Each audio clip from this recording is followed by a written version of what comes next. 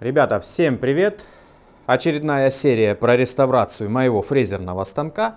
Сегодня, пожалуй, начну сразу с самого эпичного. Все-таки вынул я этот гигантский винтовой вал, чтобы посмотреть, есть ли под вот этим новым подшипничком, который я поменял в прошлом видео, есть ли там упорный подшипник. Потому что вся вот эта масса, по сути, должна висеть на подшипнике. Здесь, наверное, килограмм 100, а то и больше вместе со столом. Но то, что я потом увидел, друзья, меня просто поразило. Я никогда такого не видел. И, скорее всего, ни вы, ни я больше никогда такого не увидите. Смотрите, с одной стороны, оказалось, что упорный подшипник там все-таки есть. Это же плюс, правда ведь? Ну, правда, он был без смазки, то есть такой довольно-таки просушенный. Выглядит даже вроде бы неплохо и даже неплохо вращается. Я его вот так покрутил, все плавненько, все хорошо. Но когда я снял, я просто обалдел. Станочек продолжает нас радовать. Смотрите. Ничего не видите? А так?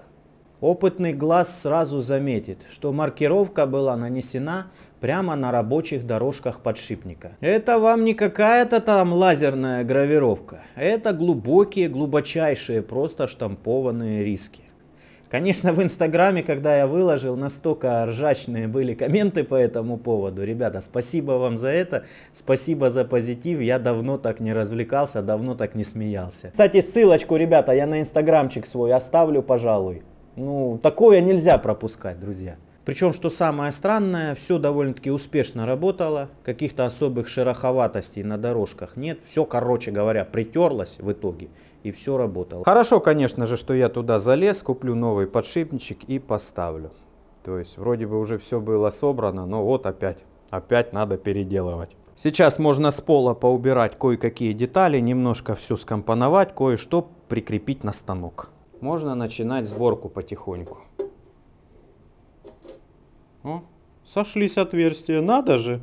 Вот это да! Эх, пошла жара. Наконец-таки сдвинулся станок с мертвой точки. Пошла скоростная сборка. Поставил уже наконец-таки этот гигантский шестеренчатый барабан. Жалко, вы не чувствуете, как плавненько он крутится. С таким небольшим упругим усилием. Но это не мудрено, подшипники на сальниках все-таки. Жалко, вы не видели, как я забивал этот штырь. Опять же, вся нагрузка пошла на внутренние обоймы подшипника. Только теперь такое чувство, что она была раз в 10 больше, нежели когда я запрессовывал на станке. Но этого я вам не показывал, чтобы не травмировать психику. Видите, все время стоит масленочка, чтобы подмасливать сборку. Начал собирать привод перемещения хобота. Ох, и попил же он у меня крови. Вы не представляете, ребята, как мне жестко здесь пришлось все настраивать. Точнее, перенастраивать. Пришлось выточить энное количество шайбочек для центрирования. Чтобы вы понимали, шайбы там вообще не было. Казалось бы, мелочь, но роль играет огромную. Если ее не установить, либо неправильно отцентрировать, то вот этот механизм переключения назад-вперед, он неправильно центрируется. Из-за этого на станке постоянно ломало зубы шестерни.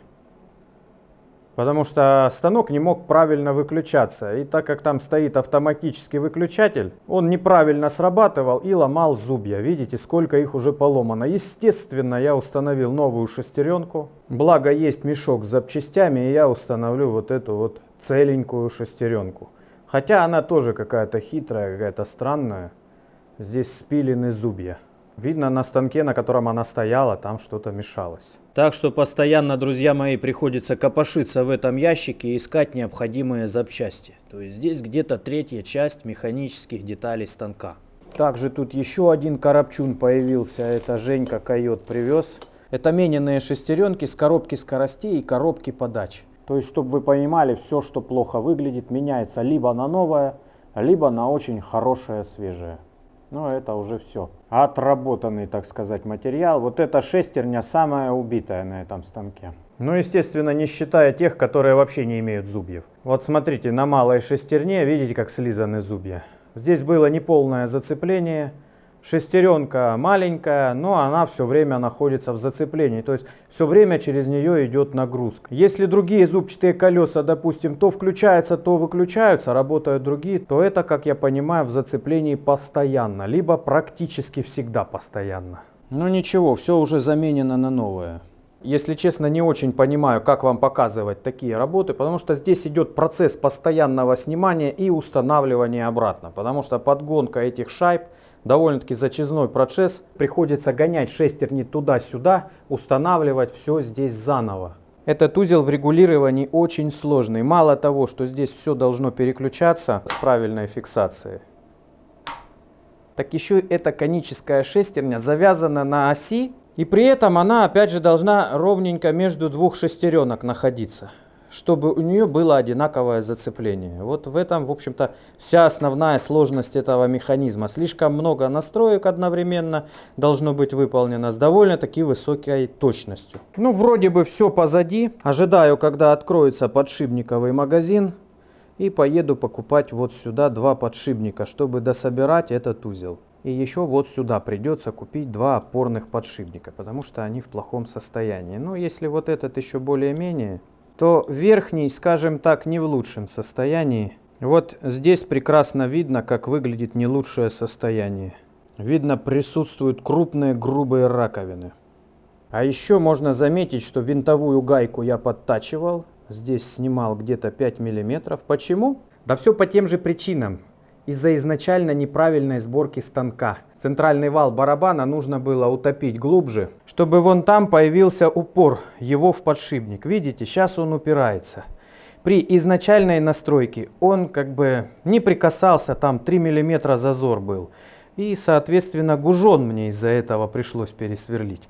Но, опять же, из-за этого вал с этой стороны вышел гораздо дальше и начал упираться в винтовую гайку. Она вот так, если что, устанавливается. И там она упиралась. Поэтому здесь пришлось все сделать по уму, а гаечку подточить.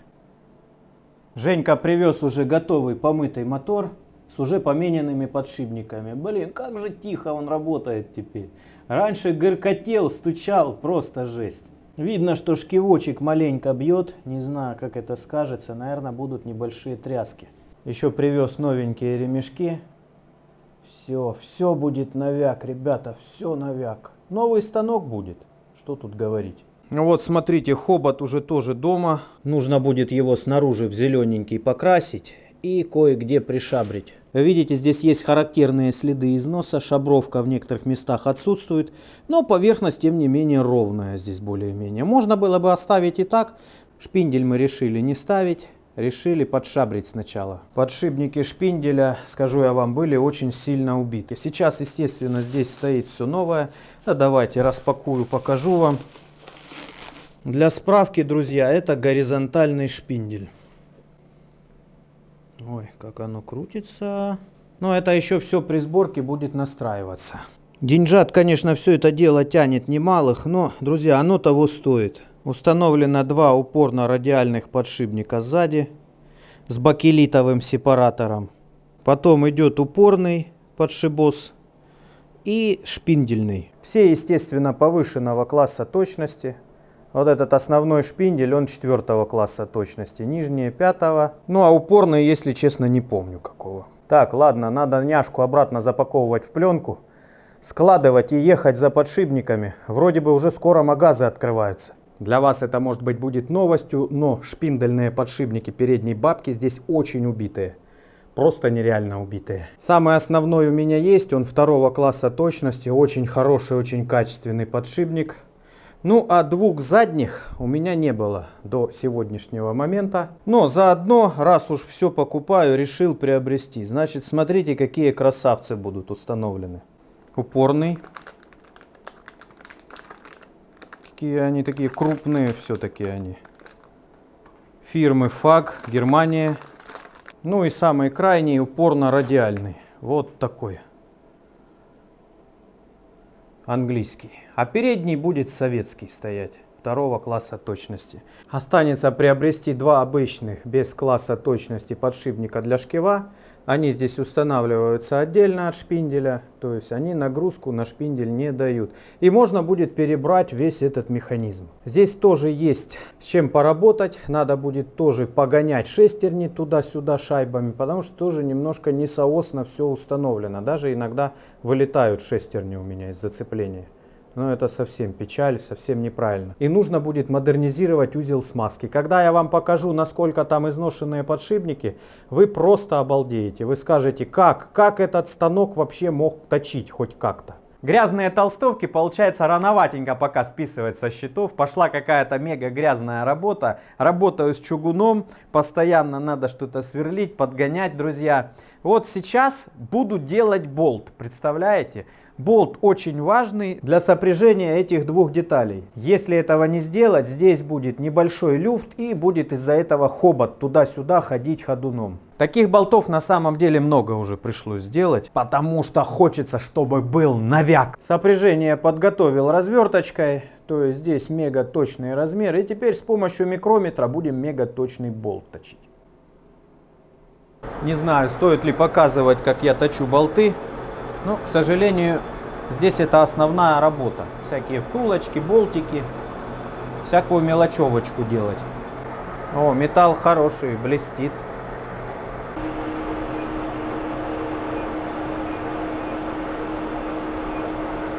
Вот цышка хорошо работает. Уже около года прошло. Кто-то там писал, что люди те УЦИ, которые с обычной индикацией берут, мол, на года, а это типа долго не прослужит. Ну не знаю, год прошел. Это при том, что я, как вы можете заметить, никаких пленок не использую, в отличие от тех, кто на года берет. Но тем не менее, все работает, все прекрасно. Тем временем идет очень маленькая стружечка. Просто микро. Болт сделал составной, ну просто мне так удобнее. И еще он здесь немножечко на конус.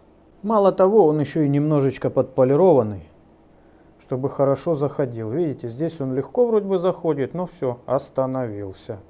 Так, в общем-то, и задумано. Ой, какая роскошь, ребята. Какой приятный натик, а. Все, закручиваем гаечку на 8. И все. Теперь болтаться ничего не будет. Пока временно для пробы, так сказать, поставил выключалку. Смотрите, как четко работает. Раньше она просто падала под собственным весом, и хобот начинал ехать в эту сторону. Теперь все работает благодаря правильным настройкам. Так что правильной дорогой идем, товарищи. Можно, как говорится, и вал всунуть. Вставляется он в это отверстие, и можно его вкручивать. Не в ту сторону, правда, в эту.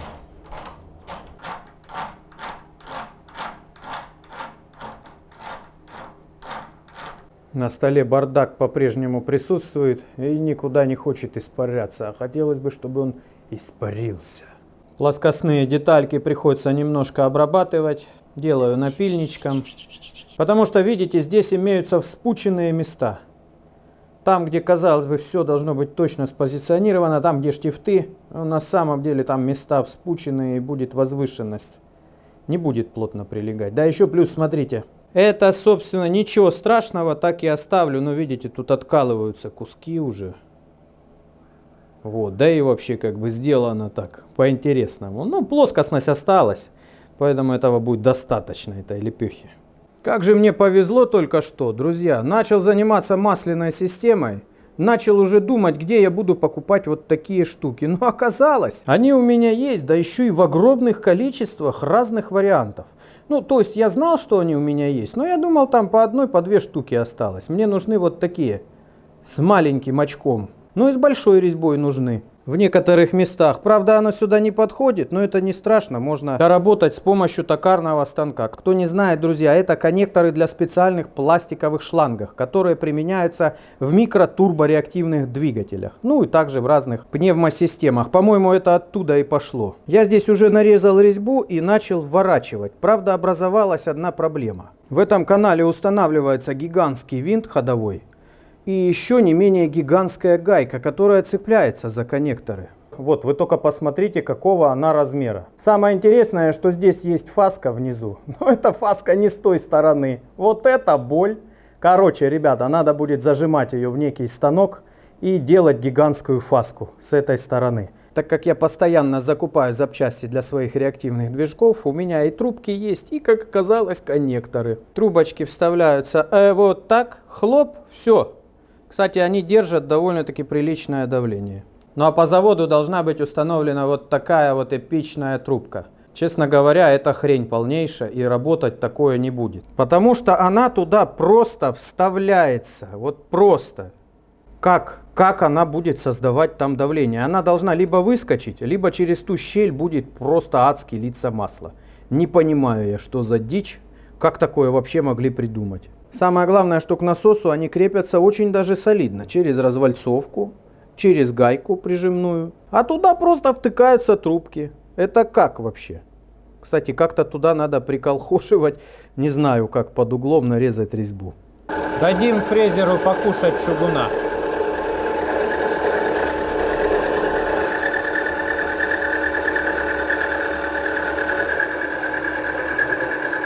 Сейчас чувствую, что-то будет. Где сахар? Выделите 2 кусочка. Это ж белая смерть, ты же знаешь. Ну что, проброс когда будем? Сейчас или чуть Давай попозже? пробросим. Давай, Пока пробрось. Остынет. Кипятком не кайфом обжигаться. Вот так вот надо. Вот сюда. Надо, короче, вот так вот приседать, брать и А закидывать. ты уверен, что мы так сможем? Ну ты присядь. Уверен. Ух, да ты шо, блин! Вот это да! Так. Ох ты, там шпонка. Ну ладно, пока так. Так, что делать? Коленкой подправить надо в резьбу. Ага. Вот. Слушай, ну масса приличная прям у нее. Не полегчала. Руку с локтя. Не полегчала она. Стрейчем замотаю. Угу. Хай стоит. Ты мне скажи, может быть и мотор поставим? Какой вот этот? Ну, Нет, он уходит в Москву. да. Это в Инстаграме, который был запискостроенный. Ох, как записка? А, ну вместо него, да? На него, да. Да. Уезжает. Подписывайтесь на Инстаграм, ребята, Женькин. Там Я только пескоструйные. Да я такой же, хотя давно проснулся. Ты ж вроде спать будешь. На, покажи меня. Давай. Так я ж не сплю. Ты только проснулся, а я вот только не спал сутки. А что ты делал?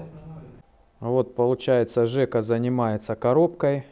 Все здесь посчитал. Смотрите, друзья, сколько работы. Каждый зубчик посчитал. Что-то вот тут забраковал, крестики понарисовал. 7 шестерней. А, все позабраковал. Сколько? 76 шестерней? Нет, 7. В общем, совсем печальные коробки были. Но все починим, ребята, все поменяем на новяк. Вот он Вот уже он, новяк. Ох, новяк, ребята, смотрите. Я Не, таких ну она никогда не видел. Но она стояла, но она Да вот в что-то этом я не понял, состоянии. где она Ну, стояла. видишь, Ты еще как-то- скажи, та стояла, а та тоже стояла.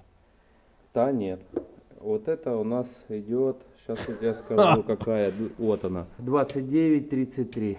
Вот это. Ну, покоцанные Да, они она все. покоцанная, причем. Будет гудеть, она тарахтеть. находит. Работать оно бы работало, но оно бы очень шумно все работало. бы. Усталость. Они устали. Уже начинает что-то вырисовываться. Ну а у меня на этом все. Кому было интересно и самое главное полезно, подписывайтесь на канал, поддержите лайком. Всем пока, до новых встреч, друзья!